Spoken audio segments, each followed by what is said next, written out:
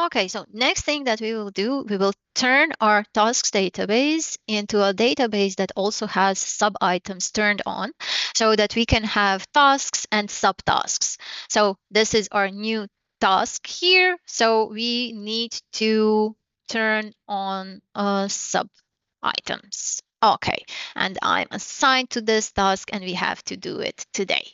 And it's already in progress. Okay, so how do we turn sub-items in any database on? We have to go to settings, then we have to go to more settings, and then we have to click here on subtasks.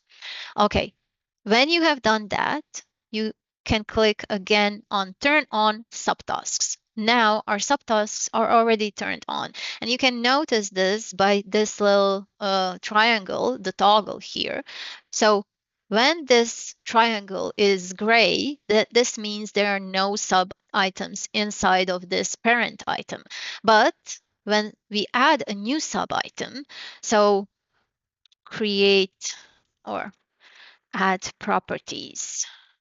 So adding properties would be like a subtask of creating a new database from scratch, right? So we have added this new sub item and we can add another sub item is what would be another sub item, rename properties, something like that. Okay, so now we have our sub items or subtasks. We can also add due dates for them.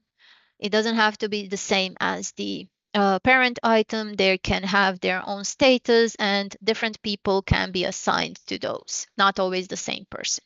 So now this little triangle is black, so meaning this is the parent item and here are the sub items. This task here doesn't have any subtasks, so it's gray. If you want, you can add a new sub item here. And also, if you open this, then you will find new properties created. So when we turned this database, when we turned sub-items on, then what happened is those two properties were automatically created. So the parent task and the subtask. Don't delete them. Those are needed if you want to have subtasks in your database.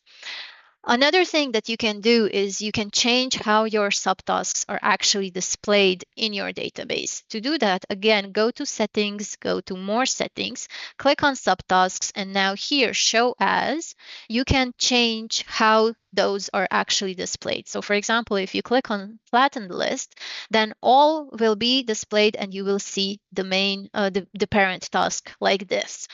Or if you want to show the parents only, so no sub-items will be displayed, but you will have the information about how many sub-items there are actually inside of this parent item, or you can have it disabled. So basically you cannot add subtasks when those are disabled like this. So those are subtasks and we are moving on.